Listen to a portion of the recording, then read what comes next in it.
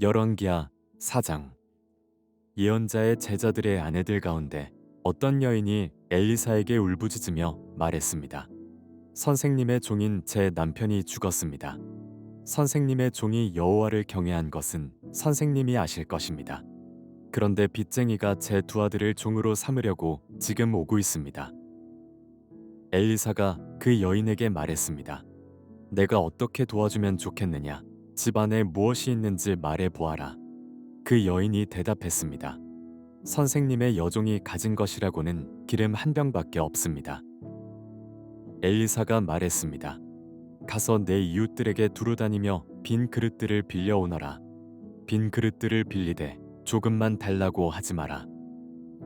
너는 내 두 아들과 집에 들어가 빌려온 모든 그릇에 기름을 붓고 가득 찬 그릇은 옆으로 놓아두어라. 그 여인은 엘리사 곁을 떠나 아들들과 함께 문을 닫고 들어갔습니다. 두 아들은 그릇들을 그 여인에게로 가져왔고 그 여인은 계속 기름을 부었습니다. 모든 그릇이 다 차자 그 여인이 아들에게 말했습니다. 그릇을 더 가져오너라. 아들이 대답했습니다. 남은 그릇이 없습니다. 그러자 기름은 더 이상 나오지 않았습니다. 그 여인이 가서 하나님의 사람에게 말하자 하나님의 사람이 말했습니다. 가서 기름을 팔아 내 빚을 갚아라. 남은 것으로 너와 내 두 아들이 살 수 있을 것이다. 어느 날 엘리사는 수넴에 갔습니다. 거기에는 한 귀부인이 있었는데 그 여인이 엘리사에게 음식을 먹으라고 권했습니다. 이렇게 그는 그곳을 지날 때마다 거기에 들러서 먹곤 했습니다. 그 여인이 남편에게 말했습니다. 그가 하나님의 거룩한 사람인 줄 압니다. 그가 우리에게 자주 들르시는데 우리가 하나님의 거룩한 사람을 위해 옥상 위에 작은 방 하나를 만들고 침대와 탁자와 의자와 등잔을 마련합시다. 그가 우리에게 오실 때마다 머무실 수 있도록 말입니다. 어느 날 엘리사가 와서 그 방에 들어가 누웠습니다. 엘리사가 종 게하시에게 말했습니다. 수넴 여인을 불러라. 그래서 그가 여인을 부르자 여인이 엘리사 앞에 와서 섰습니다. 엘리사가 게하시에게 말했습니다. 저 여인에게 당신이 우리를 위해 이렇게 정성을 다해 수고했으니 우리가 당신을 위해 무엇을 해주었으면 좋겠는가? 내가 대신이나 군사령관에게 구해줄 것이 있는가 하고 말하여라. 여인이 대답했습니다. 저는 제 백성들 가운데서 살아가는데 어려움이 없습니다. 엘리사가 물었습니다. 저 여인을 위해 무엇을 해주는 것이 좋겠느냐? 게하시가 말했습니다. 글쎄요, 저 여인은 아들이 없는데 남편은 나이가 많습니다. 그러자 엘리사가 말했습니다. 여인을 불러라. 그가 여인을 부르자 여인이 문간에 와서 섰습니다. 엘리사가 말했습니다. 내년 이맘때쯤 당신이 아들을 품에 안게 될 것이오. 그러자 여인이 말했습니다. 하나님의 사람이여, 주의 여종을 속이지 마십시오. 그러나 여인은 임신했고 엘리사가 말한 그때가 되자 아들을 낳았습니다. 그 아이가 자랐습니다. 어느 날 아이는 아버지와 함께 곡식을 거두는 곳에 나가 있었습니다. 그가 아버지에게 말했습니다. 내 머리야, 내 머리야. 아버지가 종에게 말했습니다. 아이를 어머니에게 데려가라. 종이 아이를 업고 아이 어머니에게로 데려갔습니다. 아이는 정오까지 어머니의 무릎에 앉아 있다가 죽고 말았습니다. 여인이 올라가 하나님의 사람의 침대에 아이를 눕히고 문을 닫고 밖으로 나갔습니다. 그가 남편을 불러 말했습니다. 종 한 명과 나귀 한 마리를 보내주세요. 내가 빨리 하나님의 사람에게 갔다가 돌아오겠습니다. 그가 물었습니다. 왜 오늘 가겠다는 것이오? 초하루도 아니고 안식일도 아니지 않소. 그러나 여인은 걱정하지 마십시오. 잘 될 것입니다. 라고 말했습니다. 여인은 나귀의 안장을 얹고 종에게 말했습니다. 나귀를 몰고 달려가거라.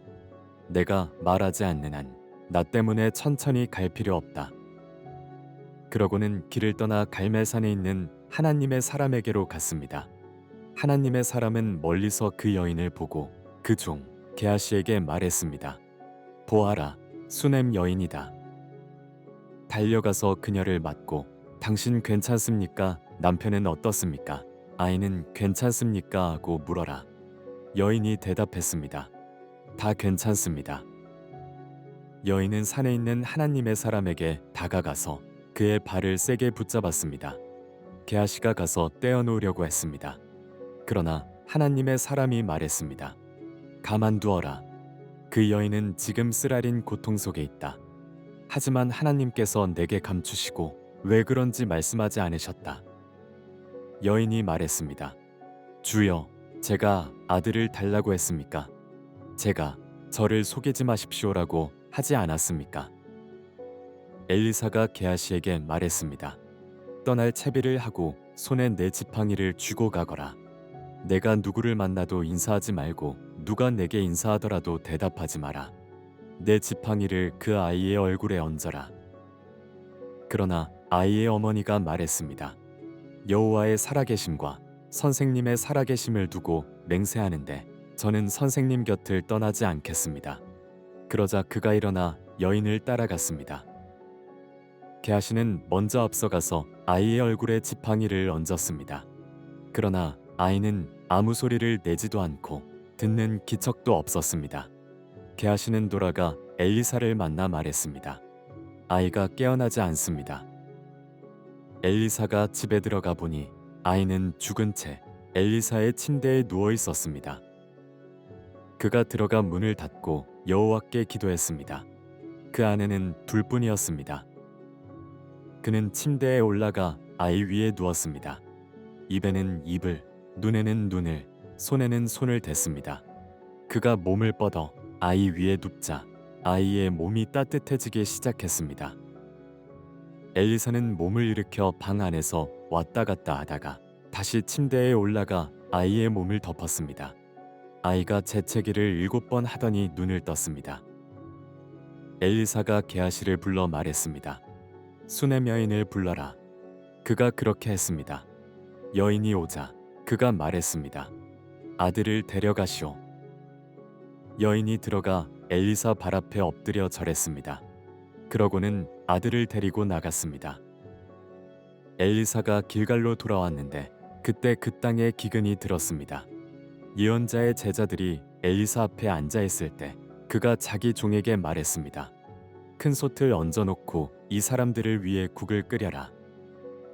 그중 한 사람이 채소를 캐러 밭에 나갔다가 박넝쿨을 발견했습니다. 그는 박을 따서 옷에 가득히 담아 가져왔습니다. 그는 돌아와 국 끓인 솥에 그것을 썰어 넣었습니다. 그러나 그것이 무엇인지는 아무도 몰랐습니다. 사람들에게 국을 퍼주자 사람들이 그것을 먹으려다가 소리를 질렀습니다. 하나님의 사람이여, 솥 안에 죽음이 있습니다.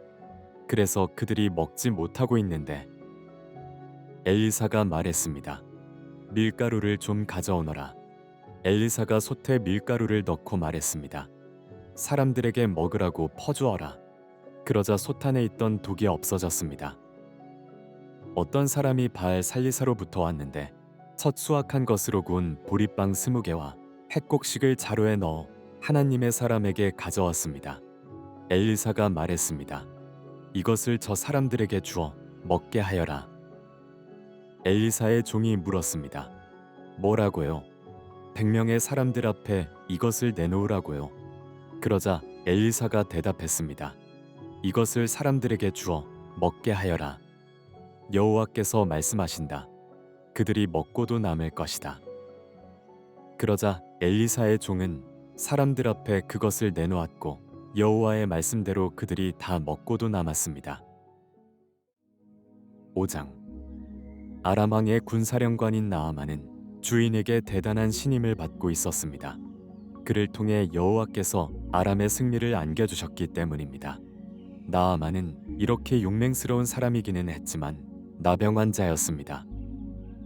전에 아람 군대가 이스라엘을 치러 나갔다가 이스라엘 땅에서 한 여자아이를 포로로 잡아왔습니다. 그 아이는 나아만의 아내를 섬기게 됐습니다. 아이가 여주인에게 말했습니다. 주인님께서 사마리아에 계신 그 예언자를 만나실 수만 있다면 좋겠습니다. 그분이 주인님의 나병을 고쳐주실 수 있을 것입니다. 나아만이 자기 주인에게 가서 말했습니다. 이스라엘에서 온 여자아이가 이러이러하게 말했습니다. 아람 왕이 대답했습니다. 물론 가야지. 내가 이스라엘 왕에게 편지를 써주겠다. 그리하여 나아만은 은 10달란트와 금 6,000세겔과 옷 10벌을 가지고 길을 떠났습니다. 나아만은 또 이스라엘 왕에게 줄 편지도 가지고 갔습니다. 그 편지에는 이렇게 쓰여 있었습니다. 내가 내 종 나아만을 왕께 보내니 이 편지를 받아보시고 왕께서 그의 나병을 고쳐주십시오. 이스라엘 왕은 편지를 읽고 자기 옷을 찢으며 말했습니다. 내가 하나님이냐? 내가 어떻게 사람을 죽이고 살릴 수 있겠느냐? 이 자가 왜 내게 사람을 보내 나병을 고쳐달라고 하는 것이냐? 그러니 너희는 잘 생각해서 그가 내게 싸움을 걸어오는 것인지 알아보라. 하나님의 사람 엘리사가 이스라엘 왕이 자기 옷을 찢었다는 말을 듣고 이스라엘 왕에게 심부름하는 사람을 통해 말을 전했습니다. 왜 옷을 찢었습니까? 그 사람을 내게 오도록 하십시오. 그러면 그가 이스라엘에 예언자가 있음을 알게 될 것입니다. 그러자 나아만이 말들과 전차들을 거느리고 와서 엘리사의 집 문 앞에 멈추었습니다. 엘리사는 심부름하는 사람을 집 밖으로 보내 나아만에게 말했습니다. 가서 요단강에서 몸을 7번 씻으시오. 그러면 당신의 피부가 회복돼 깨끗해질 것이오. 그러자 나아만은 화가 나 돌아가면서 말했습니다.